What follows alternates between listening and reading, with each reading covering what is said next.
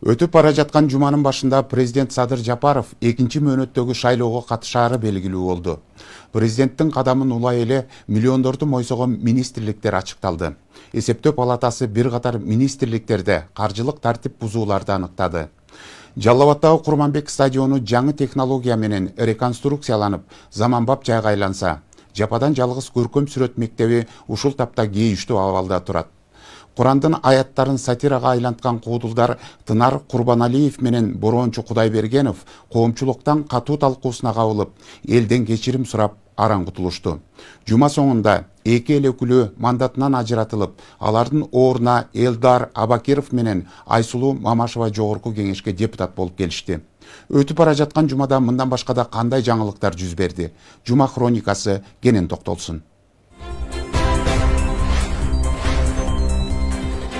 29 январ дүйшөмбү эсептөө палатасы бир катар министрликте каржылык тартип бузууларды аныктады.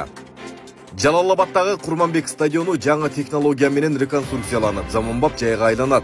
Бул тууралуу УКМК төрагасы Камчыбек Ташиев аталган облуска болгон иш сапарынын алкагында айтты. Баткен шаарынын борбордук бөлүгүндөгү 2 гектардан ашуун аянтты ээлеп турган жеңиш жана жаштык парктары оңдолбой турат. Жападан жалгыз көркөм сүрөт мектеби кейиштүү абалда.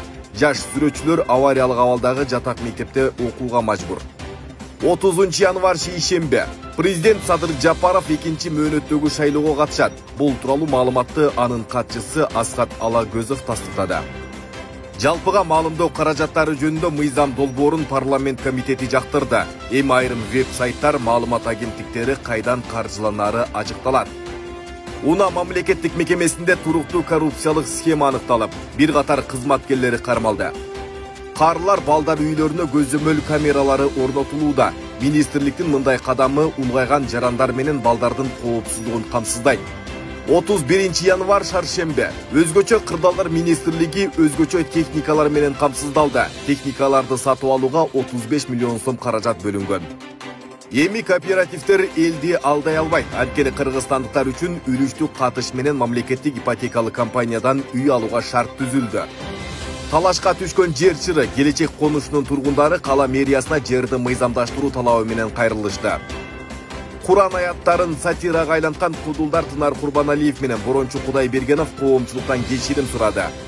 1 февраль бейшембе 3 жашар Алиянын өлүмү үй камагына чыккан дарыгер наразычылыкты күчөттү. 65 жаштагы жалгыз бой эне кыштын күнү көчөдө калганын айтып чыкты. Ошто газдын тартыштыгы жаралып, жер үйлөргө чектөө киргизилди. Бакыт Төрөбаевдин айтымында Өзбекстанда газ дефицити жаралгандыктан Кыргызстанга тийиштүү көлөмдө бере албай жатат. Чек арадагы тургундар жарым кылымдан ашуун убакыттан бери Ашар ыкмасында канал тазалашат. 2 февраль жума Бишкектеги жылуулук борборундагы жарылуунун кесепетинен 5 адам жабыркап, 9 кичи районго жылуулук берүү токтотулду. Эки эл өкүлү мандатынан ажыратылып, алардын ордуна Элдар Абакиров менен Айсулуу Мамашева жогорку кеңешке депутат болуп келишти. Жалал Абад шаарында жараксыз абалга кептелген имараттардын саны арбын. Өзгөчө мамлекеттик мекемелер отурган имараттардын бир катары авариялык абалда. Кыргызстанда 2026 жылдын соңуна чейин мамлекеттик ипотекалык негизде 13,5 миңдей батир курулуп бүтөт.